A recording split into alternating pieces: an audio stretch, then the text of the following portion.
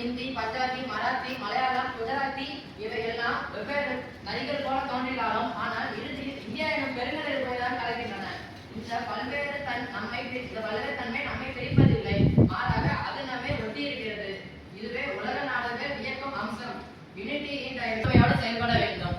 இளைஞர்கள் மதம், மொழி, சாதி வேறுபாடுகளை விட்டு விலகி மனிதன் முதலில் என்ற சிந்தனையை ஏற்றுக்கொள்ள வேண்டும். கல்வி, தொழில்நுட்பம், சமூக ஊடகம் ஆகியவற்றை வலுப்படுத்தும் கருவியாக பயன்படுத்த வேண்டும்.